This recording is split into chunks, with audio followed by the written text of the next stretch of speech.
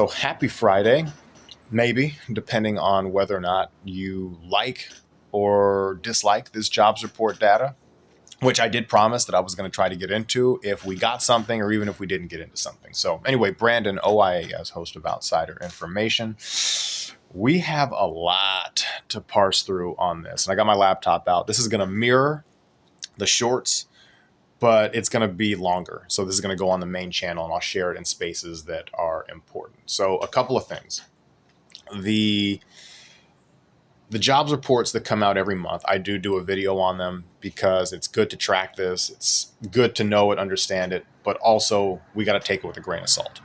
I'm also not an economist. I do not approach this from the lens of an economist. I approach this from the lens of somebody who did doctoral research on hiring practices and somebody who relied heavily on BLS data in addition to what I do professionally. So that is the framework that I'm coming at this at.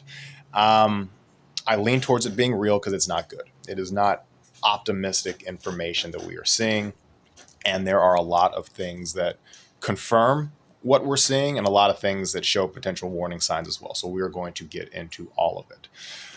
With any subset of information, any subset of data, it's important to know that it can tell whatever story you want it to tell based off of who's telling the story.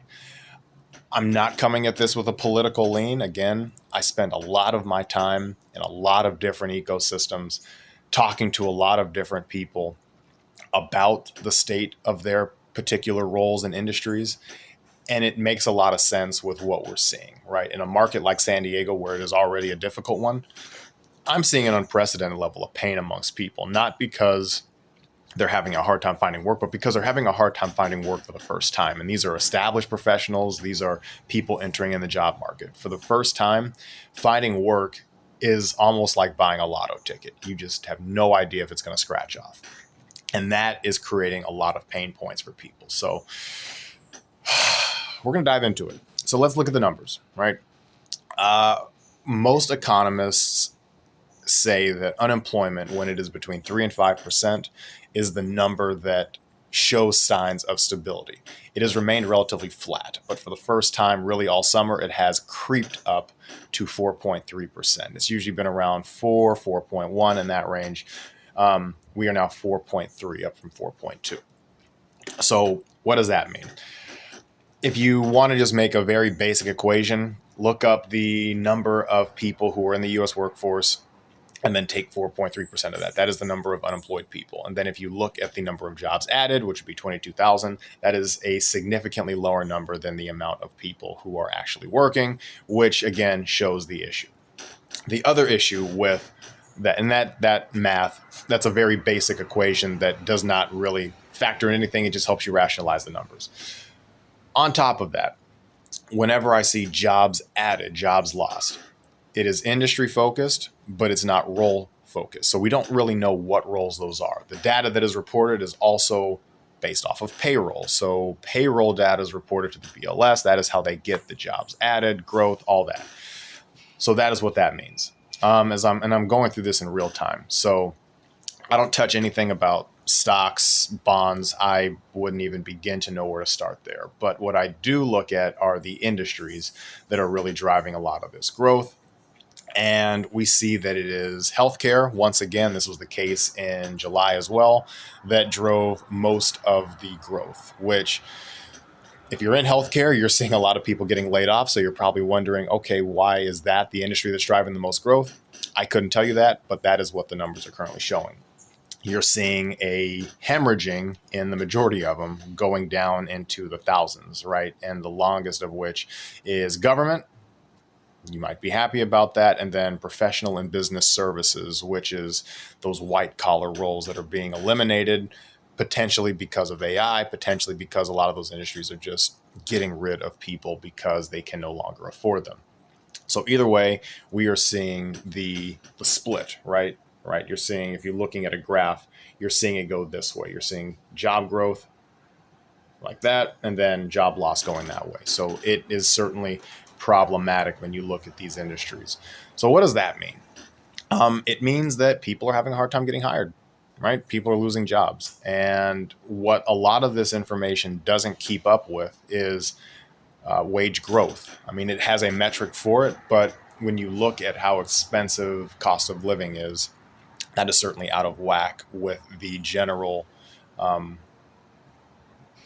with the general living that a lot of people do. It's not that a bunch of people are living outside their means. It's that a bunch of people are struggling to keep up because wages haven't gone up with the cost of everything else around them. Again, a troubling sign for what is happening in everyone's everyday life.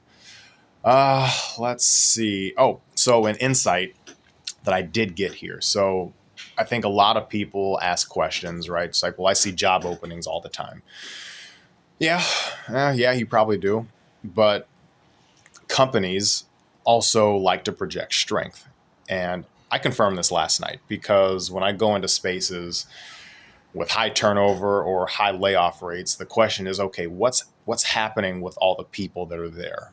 And a lot of companies are still receiving applications. They're just not doing interviews. And if you're receiving applications but not doing interviews and you're just keeping job recs up, that is saying you are trying to let everybody think that you're hiring.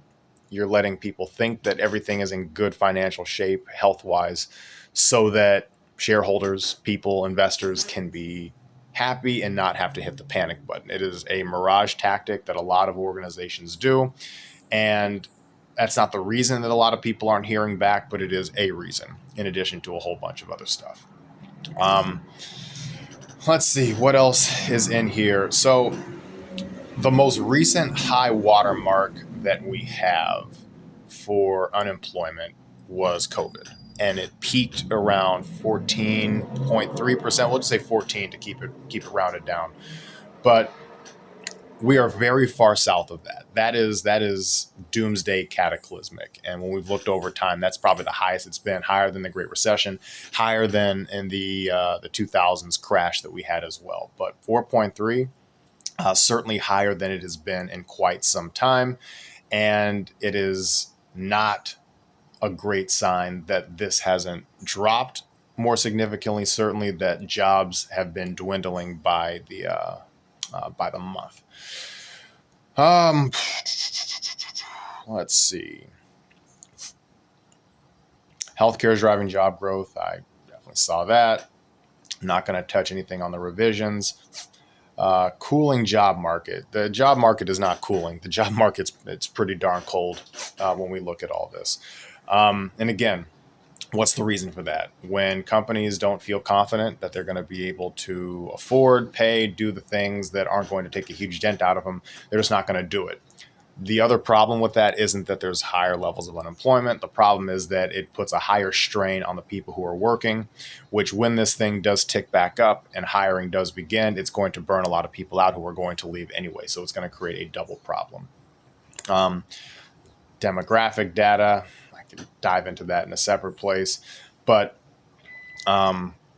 a lot of job loss. That is the consensus here, and I think that is why we are seeing some of the numbers kind of adjust to the mean, is a lot of these layoffs that took place at the beginning, middle, towards Q2, end of Q2, we're starting to see it now that a lot of these jobs that were cut are contributing to it because they're not being added back. So there's a lot here.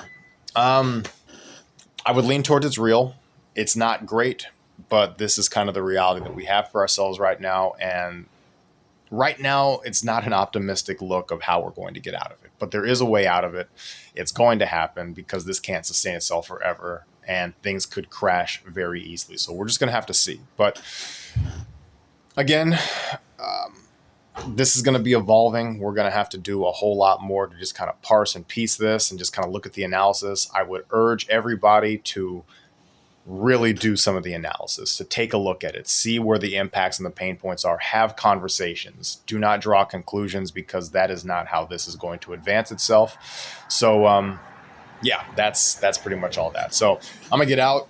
We're at about 9 minutes, 30 seconds. I will keep tracking this. And if there's any updates, I will pop back in. So if you can, have a good weekend. Not great to start it with less than optimal news, but we're going to be okay. At least that's what I keep telling myself. So as always, if anything resonates, like, subscribe, engage. We will see you next time.